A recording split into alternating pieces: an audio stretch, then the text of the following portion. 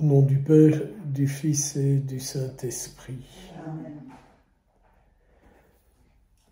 En ce matin, jour de la Visitation, tournons-nous vers la Vierge Marie. Nous te saluons,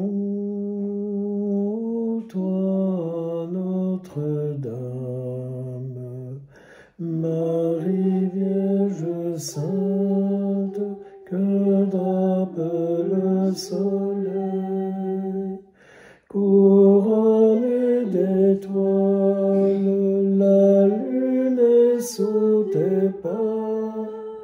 En toi nous est donnée l'aurore du salut.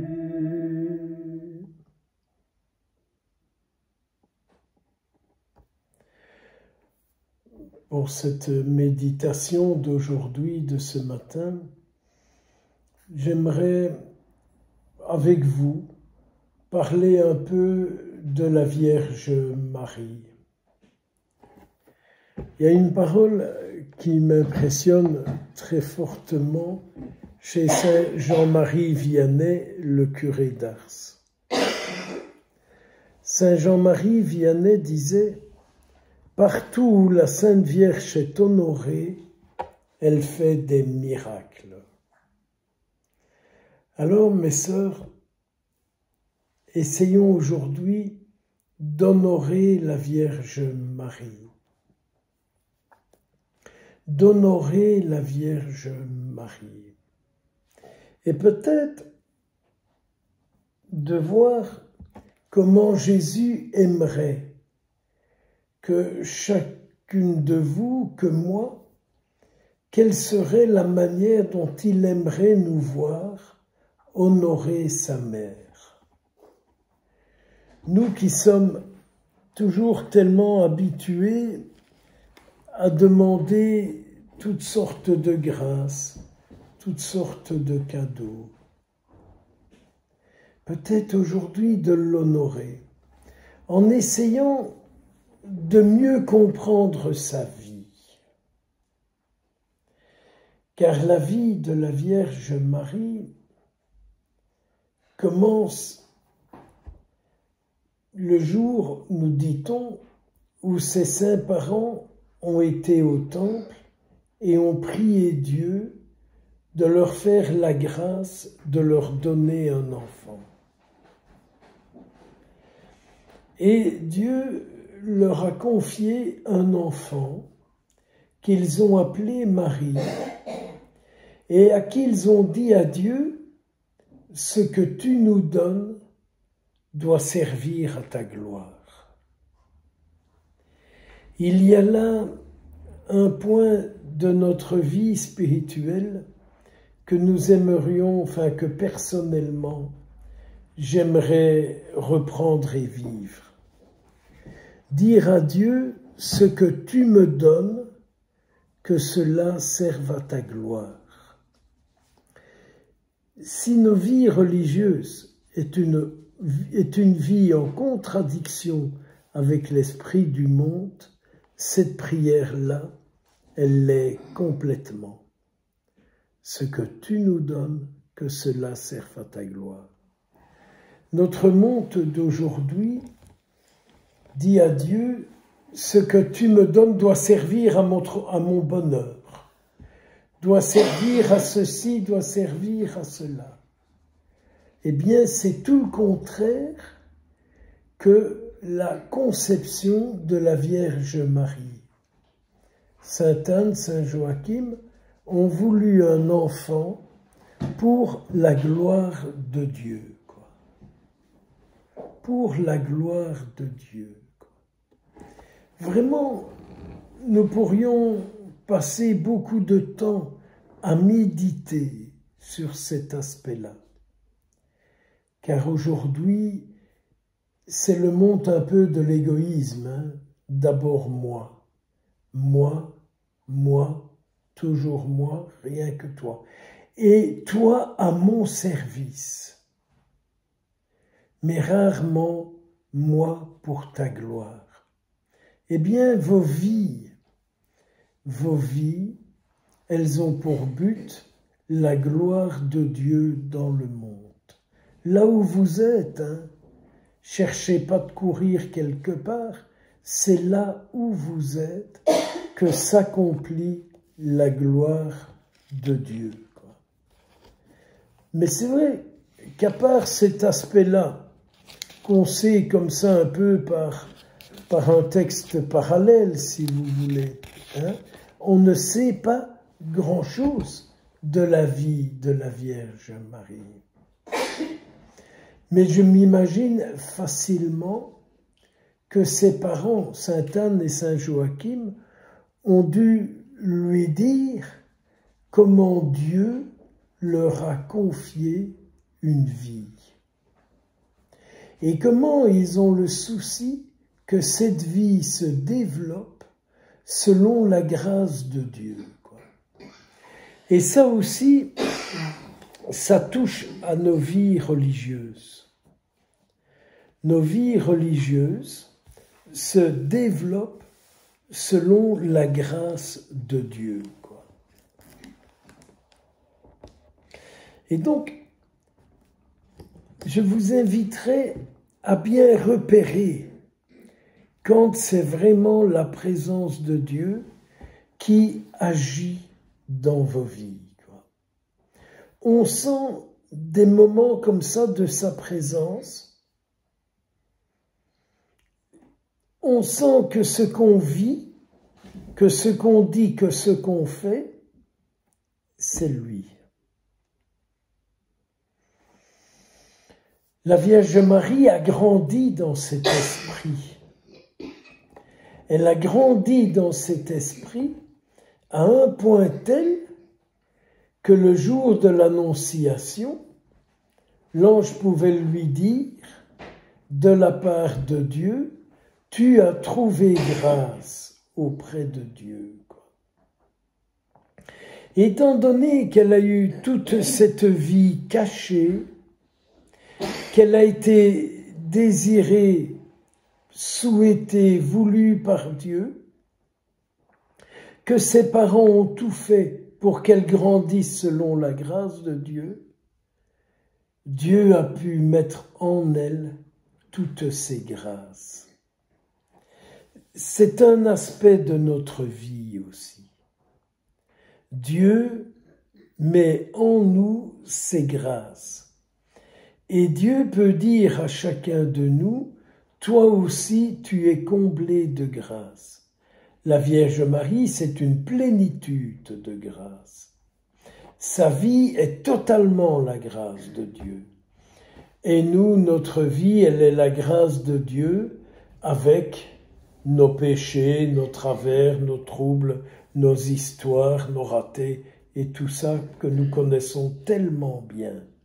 Mais c'est quand même drôle qu'on nous a tellement appris à connaître nos travers qu'on a oublié de nous apprendre quelle était notre grâce. Alors je vous en supplie peut-être aujourd'hui de honorer la Vierge Marie pour que mystérieusement elle vous fasse comprendre la grâce qui est la vôtre. Un peu comme si Dieu disait, mais ça là, c'est moi en toi. Vis là, vis de cet aspect-là de ma présence en toi. Voyez, cette vie d'union, cette vie d'intimité avec le Seigneur qui nous amène à repérer ce qui est le lieu de ses grâces en nous. C'est le lieu où sa grâce est en nous et là où il aimerait tellement nous voir vivre en départ de sa grâce en nous.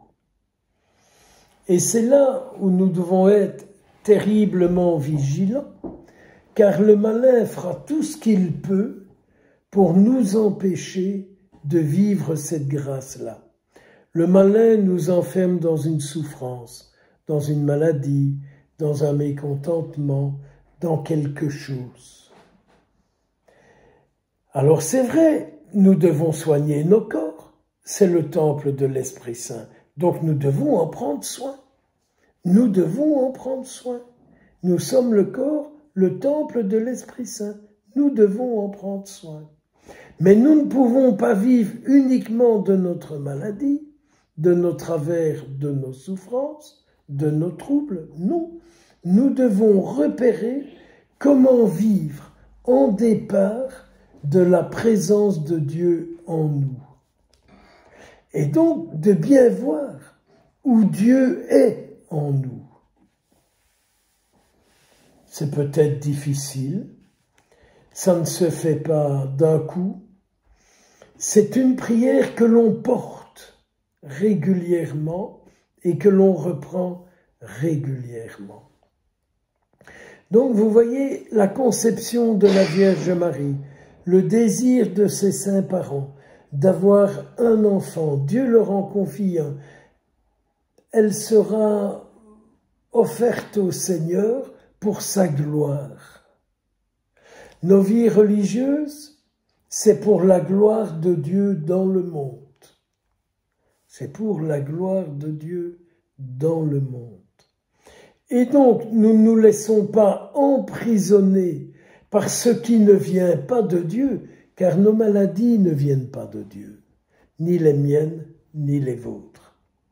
Nous avons tous un poids à porter, que nous soignons comme nous pouvons, avec les moyens qui nous sont offerts. Et c'est bien, merci Seigneur. Mais il y a beaucoup plus grand en nous. C'est la grâce de Dieu, en départ de laquelle nous sommes appelés à vivre notre vie religieuse.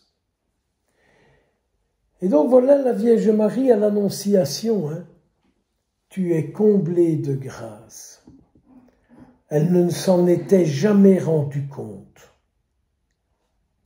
C'est impressionnant. Oui, mais comment, quoi, hein? Qu'est-ce qui se passe? Je dis, elle n'a jamais sifflé en disant « moi je suis comblée de grâce, moi je suis sans péché, moi je suis l'Immaculée Conception, moi je suis la favorite de Dieu », jamais. C'est quelqu'un qui vit paisiblement sa vie avec son Créateur. Elle se reconnaît créature de Dieu et elle vit sa vie avec son Créateur. Mes sœurs, nous sommes tous créatures de Dieu. Nous sommes appelés à vivre avec notre Créateur. Nous sommes appelés à vivre avec notre Créateur. Ce Dieu qui nous a voulu, ce Dieu qui nous a choisis, ce Dieu auquel vous avez répondu, ce Dieu à quel aujourd'hui vous continuez de vous offrir dans toutes les situations que vous êtes, que nous sommes appelés à vivre. Et puis, je comprends qu'elle soit un peu troublée quand l'ange lui dit « mais tu es choisi par Dieu pour mettre au monde son Fils qui va sauver le monde. » Ben, je comprends qu'elle dit « mais qu'est-ce que c'est que cette affaire ?» Je comprends pas. Je comprends pas. Et c'est alors qu'il lui dit « oui, mais l'Esprit Saint viendra. Et l'Esprit Saint te fera comprendre qui tu es, qui il sera et comment tu dois le faire grandir. » Voyez-vous, quand je vous dis que vous, que moi, nous sommes appelés à mettre le Christ au monde, nous aussi nous sommes bien obligés de dire au Seigneur « mais je veux bien, mais comment cela va-t-il se faire? Et où et comment et avec qui ?» Nous aussi, quand notre Seigneur nous dit « allez à mon nom, guérissez les malades, libérez les possédés, vous ferez les mêmes choses que ce que j'ai fait, allez-y. » Que des fois je dis au Seigneur « j'aime bien quand tu dis ça, mais comment est-ce que cela va-t-il se faire ?» l'Esprit Saint viendra sur toi. Et c'est toute notre préparation à la fête de la Pentecôte, l'Esprit Saint qui va venir à nouveau nous reprendre et nous relancer dans la fécondité de notre vie à la suite du Christ. Il faut s'y préparer, il faut l'invoquer, il faut le supplier. C'est lui qui viendra sur nous et qui nous aidera, qui nous guidera à accomplir votre vocation de religieuse au milieu de ce monde. Au milieu de ce monde.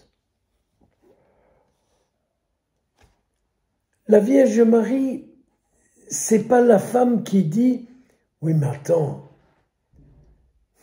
j'ai quand même pris des engagements. Je suis quand même occupée à préparer mon mariage. Je suis quand même occupée à ceci ou à cela. » Elle sait ce qui est premier. Elle sait dans le monde ce qui est premier. Mais mes sœurs, notre vie coopère à ce qui est le plus important dans le monde. C'est la venue du Christ, le Sauveur. C'est lui permettre d'être là. Notre vie coopère au désir de Dieu de sauver ce monde, de délivrer ce monde, de libérer ce monde, d'amener la paix dans le monde, d'amener l'amour de Dieu dans le monde. Car je nous rappelle, l'amour de Dieu, c'est l'amour qui donne la vie à tout le monde et qui fait découvrir à chacun son rôle, sa vocation, sa raison d'être sur la terre. Quand nous nous reconnaissons créatures de Dieu, progressivement nous découvrons la raison pour laquelle nous sommes sur la terre. Et donc la Vierge Marie s'appuie sur ce que Dieu dit. Ce sont des grâces à demander. Au lieu de prendre la parole sainte pour nous préparer à nous confesser et trouver tous les travers de notre vie, découvrons et prenons la parole sainte pour prendre conscience et pour découvrir la richesse, la beauté, la grâce de notre vie. Et c'est alors que l'envoyé de Dieu lui dit « Écoute, ta cousine, qui était objet de moquerie pour tout le monde devait se payer sa tête, eh bien écoute, maintenant elle est enceinte. Elle est à son 6e mois, alors qu'on l'appelait la femme stérile. » Et la Vierge dit « Allez, que tout se passe pour moi selon ta parole. » Aussi une autre prière que nous sommes appelés à faire et à refaire. Que tout se passe pour moi, Seigneur, selon ta parole. Et c'est pour ça que je suis tellement allergique à ce que je dis, les carnets de commandes. J'ai parfois un peu l'impression que, mais je ne sais pas ce que vous en pensez, à vous de voir, mais j'ai parfois un peu l'impression que dans notre monde d'aujourd'hui, les gens, les chrétiens, leur foi, c'est dire à Jésus ce qu'ils attendent de lui. Et moi, je pense qu'il faut convertir et découvrir ce que Dieu attend de nous aujourd'hui, en étant convaincu que pour accomplir ce qu'il attend de nous, il nous donnera les forces, il nous donnera l'intelligence, il nous donnera la lumière, il nous montrera où et comment. Voyez, moi, je ne suis pas pape, je ne suis pas évêque, je suis un religieux un peu au rencard. Mais ma vie je désire la vivre en disant au Seigneur, je veux ce que tu veux et je sais que tu m'en rendras capable. Je veux ce que tu veux et je sais que tu m'en rendras capable. Et c'est alors que la très sainte Vierge se met en route et qu'elle part à El Karim chez Élisabeth et chez Zacharie. Alors, je ne vous cache pas, j'étais un peu énervé ce matin.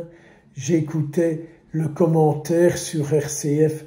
J'écoute RCF France parce que c'est la radio du diocèse de Metz sur laquelle je suis branché. J'étais 18 mois dans ce diocèse et j'ai des bons souvenirs du père évêque de l'époque et de la communauté où j'étais et du lieu de pèlerinage où je me trouvais. Donc j'aime bien d'écouter.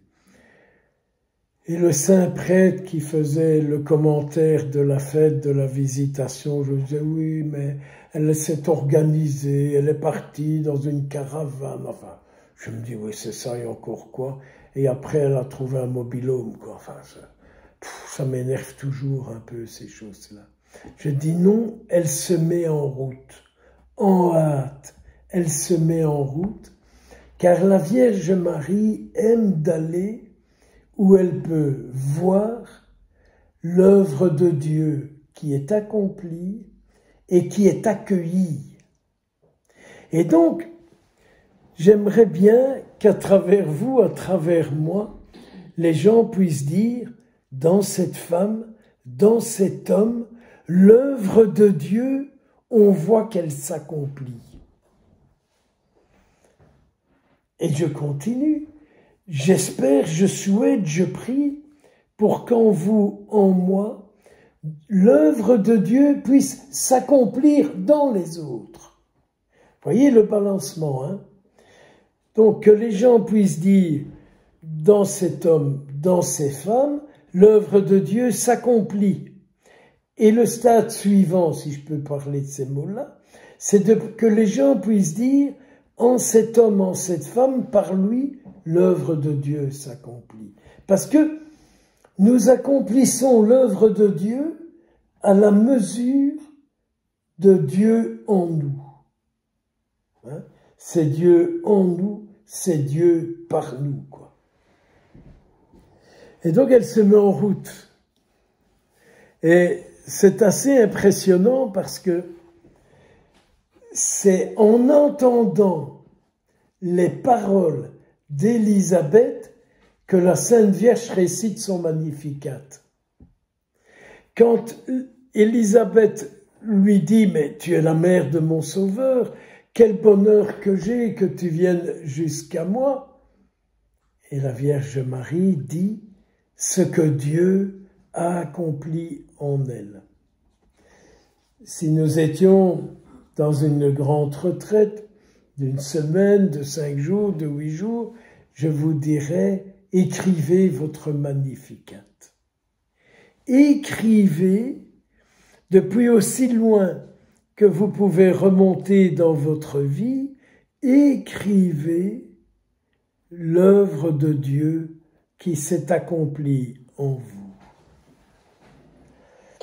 Voyez, la vie chrétienne, elle revient toujours à Jésus. Et par vocation, par choix de Dieu, la vie religieuse revient toujours à Dieu. Et donc, Dieu m'amène à voir son œuvre accomplie en moi et accomplie par moi. Élisabeth, comme la Vierge Marie, ont été disponibles à Dieu. Ça m'amuse toujours. C'est tout le contraire de Zacharie, hein, dont nous avons chanté le Benedictus. Hein. C'est tout le contraire de Zacharie. Zacharie, tout prêtre qu'il était, hein, qui était dans le service liturgique, qui offrait l'encens, n'a pas cru les envoyés de Dieu. Il n'a pas cru l'envoyé de Dieu et il a eu un signe. Il n'a plus pu parler jusqu'au jour de la circoncision de Saint Jean-Baptiste. Alors, on peut faire de l'humour. Est-ce qu'il a eu une punition de Dieu? Ou est-ce que sa femme Élisabeth a eu la paix pendant tout ce temps-là, quoi? Parce qu'elle ne l'a pas entendu rouspéter, faire des demandes et je ne sais pas tout quoi, mais ça fait une toute autre question, quoi. Mais je me demande s'il n'y a pas quelque chose là-dedans qui touche à une espèce de stérilité de la vie chrétienne. Mais vous allez prier, vous allez méditer, vous allez réfléchir les heures, les jours, les mois, les semaines qui arriveront. Est-ce que justement, cette espèce de stérilité à laquelle nous sommes confrontés aujourd'hui ne vient pas de ce problème-là? Je ne crois pas ce que Dieu me dit de moi. Je ne crois pas que moi j'accomplis le désir de Dieu. Et du coup, il n'y a pas de fécondité. Mais ça me tourne beaucoup dans la tête, hein, parce que, regardez, pas dans vos pays, mais en Europe, qu'est-ce qu'on prie pour les vocations? Et il n'y en a pas, hein. Il n'y en a pas, et il n'y en a pas. Et ne jouons pas au cateau qui dit « Oui, mais mon père, il n'y en a pas en Europe, mais il y en a dans d'autres pays. » Mais c'est pas ça le problème. Le problème, c'est que la vocation, c'est maintenir la présence du Christ. C'est maintenir la présence du ciel sur la terre. C'est pas avoir un curé dans toutes les cures. C'est pas ça. C'est maintenir la présence du Christ. Les monastères se vident aussi. Mais parfois je me dis, est-ce qu'ils vivent l'évangile de Jésus-Christ? Moi je peux vous le dire. Je suis confronté à un monastère où j'ai été des années. Et il y a une chère sœur qui m'a pris en grippe. Et je vous assure qu'elle me le fait payer cher. J'ai fait des demandes, des démarches de pardon. Elles ont toutes été refusées. Eh bien, moi je dis, ce monastère a signé sa fermeture. On en reparlera dans quelques années, peut-être beaucoup plus vite qu'on ne le croit. Moi je pense que quand on refuse de vivre le projet de Jésus-Christ, on se met dans une stérilité. Et moi le premier, hein. N'allez pas croire que le révérend père Francis Gossens, religieux et prêtre, est protégé de tout ça. Je dois toujours, mais mes sœurs, je dois toujours, et c'est dur, je dois toujours revenir au projet de Jésus-Christ. Parce que notre vie est consacrée au projet de Jésus-Christ. Et pas à ce qui me convient dans ce qu'il dit. Alors quand je pense à Zacharie, comme dit le pauvre vieux, là, il a ramassé un fameux sale coup. Hein. Il a ramassé un fameux sale coup. Et donc la Vierge Marie est confrontée à ça, dans ce mystère de la visitation. À la fois, tout le bonheur d'Élisabeth, ça lui permet d'exprimer son Magnificat. Quand quelqu'un vous reçoit et qui vous dit « t'as quand même de la chance d'être croyante », ça a déjà dû vous arriver, que des gens vous disent « Ah, ma sœur, j'admire votre foi. Ah, si je pourrais avoir une foi comme vous. Ah, j'aimerais tellement croire comme vous. » quoi. J'étais toujours impressionné. Quand à l'hôpital psychiatrique, là où j'étais, des patients me disaient « J'attends une parole qui me sauvera, qui me tirera de ce que je vis. » Eh bien, je pense que vous toutes, vous faites ces expériences-là dans les gens que vous rencontrez, que ce soit à la prison ou ailleurs. Hein. Une parole qui va me tirer d'affaire. Mais mes sœurs, n'est-ce pas nous aussi qui cherchons cette parole-là pour nous-mêmes? Voyez-vous, nous demandons trop peu une parole du Seigneur sur ce que nous vivons. Petit témoignage. Il y a peut-être 15 ans, 20 ans de ça, je vais faire des examens à l'hôpital et en 10 minutes de temps, ce révérend médecin me dit « Ah, vous avez certainement un cancer des intestins, il faut faire des examens très vite. » Je ne vous cache pas que je ramasse ça complètement effondré, mais complètement effondré, à un point tel que j'avais déjà dit aux gens de la fabrique d'église, écoutez, si je meurs, c'est là que j'ai envie d'être enterré, à côté de l'église. Mais j'en parle à un ami à l'époque qui était recteur du sanctuaire de Beaurain, pour ne pas le citer, l'abbé Gillon. Et c'était un 21 juillet, j'oublierai jamais. Et l'abbé Gillon me dit, mais viens manger avec moi ce midi, quoi. Bon, je lui dis ok, quoi, mais après le Te Deum, parce que le matin, j'avais eu le Te Deum avec tous les gens de la commune, là, hein, comme je chante encore un peu en grégorien et des choses comme ça, c'était toujours sur moi que ça retombait, quoi. Et donc j'arrive à Beaurain et j'explique mon histoire à l'abbé Gillon et il me dit, écoute, on va aller près de la Sainte Vierge et on va prier ensemble parce que certainement que le Seigneur veut te dire quelque chose. Et sa parole, elle est supérieure à ce que le médecin te dit en 10 minutes. Parce que tu as été voulu par Dieu, tu as été confié par lui à un couple, il t'a accompagné, tu lui as dit oui. Eh bien, j'ai jamais oublié ça. Et je peux vous dire la parole que j'ai reçue. Cette maladie ne conduit pas à la mort, mais c'est pour que la gloire de Dieu s'accomplisse. Je vous dis, il y a certainement plus de 20 ans de ça, parce que je n'ai pas mémoire du temps. Mais ceci qui m'amène à vous dire, dans toutes nos circonstances, demandons au Seigneur une parole, que ce soit sur notre santé physique, sur notre santé morale, sur notre santé spirituelle, sur notre vocation aussi.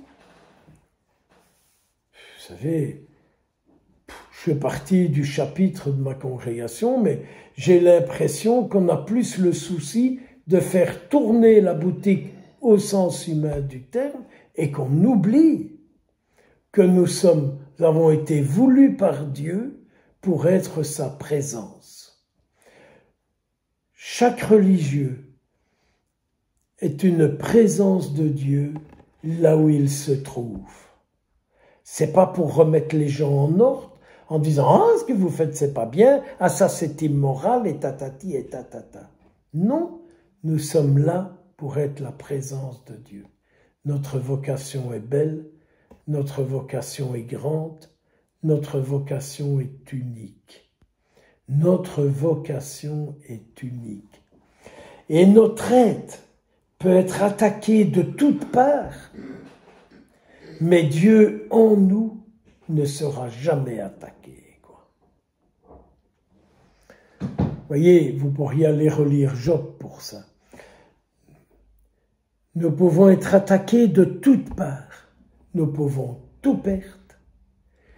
Tout ce qui est de Dieu en nous ne nous sera jamais enlevé.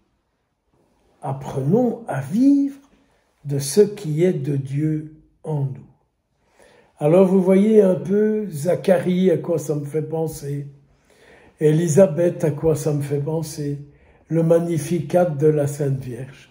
Et puis, on nous dit que la Très Sainte Mère est restée là jusque le jour de la circoncision de Jean-Baptiste, le jour où on lui a donné son nom. Et donc la Sainte Vierge voit un peu l'ambiance du lieu, quoi. Hein? Voit un peu l'ambiance du lieu. Zacharie est là, klaxon fermé, il ne sait pas dire un mot. Mais tout le monde est là, parce que tous les curieux sont là. Hein. Faut quand même bien voir, quoi. Hein. Tous les curieux sont là. Allez, vous imaginez l'enfant d'une vieille femme. Tout le monde est là, hein, pour voir à quoi il ressemble, hein, ce gamin, quoi. Hein, pour voir à quoi il ressemble. Et on est là en se posant des questions. Mais qu'est-ce qu'il va devenir, cet enfant, quoi? Mais qu'est-ce qu'il va devenir? Alors, il faut lui trouver un nom, ce jour-là. Hein? Il n'y avait pas les feux de l'amour, donc on ne savait pas donner Brian, Ryan. Et, hein, il n'y avait pas le feuilleton Ma sorcière bien-aimée, Samantha, Jennifer et tous ces bazars-là. Donc, on redonnait le nom du père, quoi.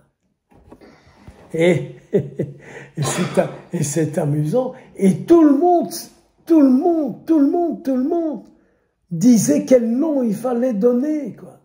Et Élisabeth n'avait rien à dire, quoi. Il y a toujours des groupes qui sont là pour décider pour les autres. Moi, je comprends les clôtures. Hein. Je comprends les clôtures. Elles ne sont pas que des clôtures matérielles. Nous avons besoin, nous aussi, d'une clôture qui nous protège de tout ce qui nous arrive, qui n'a rien à voir avec le désir de Dieu. Hein. Attention à nos clôtures. Hein.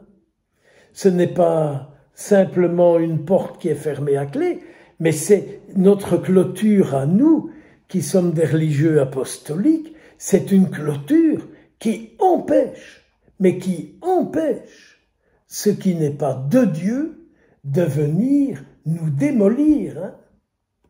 Savoir renvoyer ce qui nous atteint, qui nous attrape, qui n'est pas de Dieu, quoi.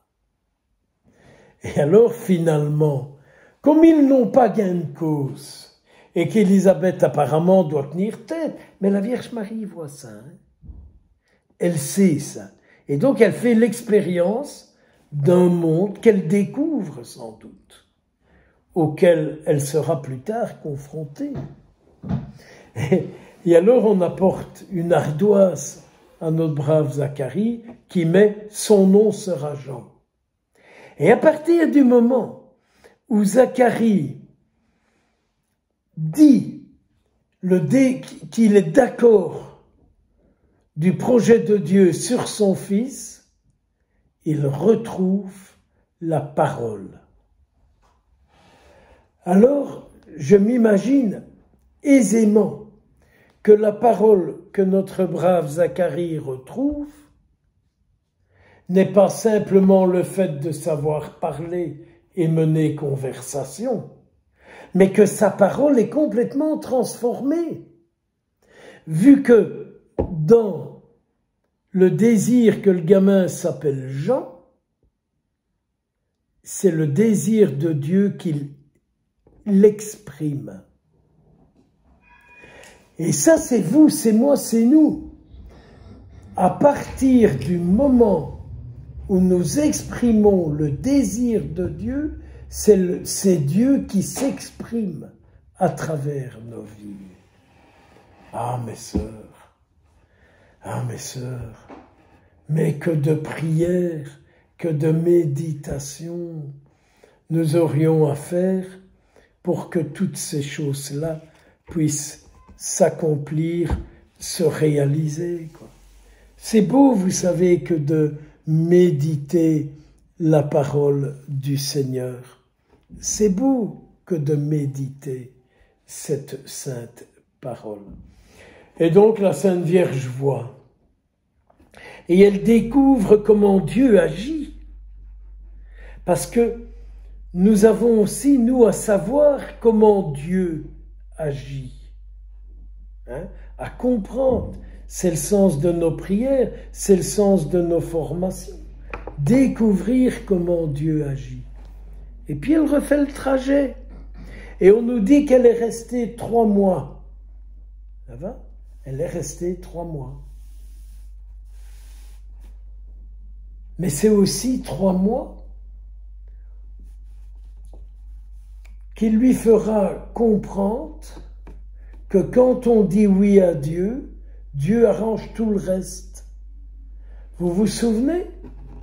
Elle ne connaissait pas d'homme, mais elle était promise en mariage à Saint Joseph.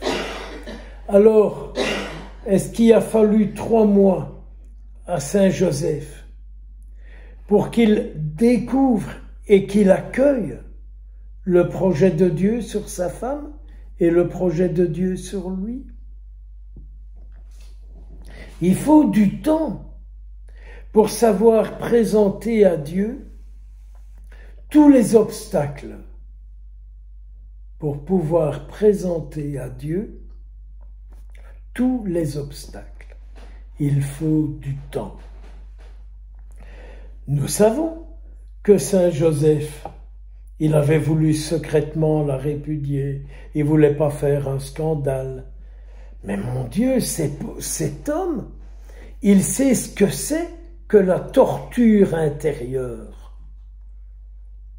Vous savez, il sait ce que c'est que de ruminer intérieurement quelque chose qui perturbe, quelque chose qui dérange, qu'il ne sait exprimer à personne qu'à Dieu seul. Vous voyez, quand on regarde Saint Joseph dans ce mystère-là, on voit qu'il a pris du temps pour arriver à exprimer à Dieu. Dieu a dû prendre du temps aussi pour trouver le moment favorable où Saint Joseph était capable d'accueillir ce qu'il lui disait. Et là, nous touchons à la patience de Dieu envers nous. Dieu sait qu'il faut du temps pour que nous puissions comprendre, découvrir comment il nous est présent, comment il nous apaise, pour comprendre où il nous demande d'être et comment être. Ce qu'il nous demande d'être, comment l'être et où l'être. Le Seigneur ne veut pas nous faire voir courir comme des sauvageons un peu partout, comme des poules sans tête. Non, le Seigneur veut que notre présence soit une source de paix pour nous. La présence de Dieu est une source de paix en nous. Car voyez-vous, tout à l'heure à la messe, je vous dirai « la paix soit avec vous ». C'est beau, mais c'est pas moi, c'est Dieu qui à travers moi vous la souhaite. Et votre retour, c'est pas tellement le bisou à la voisine et au voisin, mais notre retour, c'est de dire au Seigneur, je souhaite être en paix avec toi. Je souhaite être en paix avec toi. Non, mais est-ce que nous entendons ça? Je souhaite être en paix avec toi. Agneau de Dieu qui enlève les péchés du monde, prends pitié de nous, prends pitié de nous. Donne-nous la paix. Donne-nous la paix avec toi. Une paix qui vient de toi. Une paix que rien ne peut nous enlever. Je suis venu pour que vous ayez la paix, pour que vous ayez la vie, que vous ayez ma vie, si je peux me permettre une petite transformation. Je suis venu pour que vous ayez ma vie en vous, ma vie en surabondance.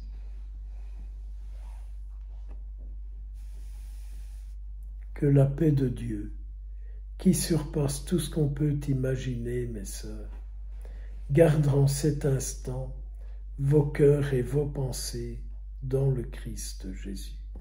Au nom du Père, du Fils et du Saint-Esprit. Amen.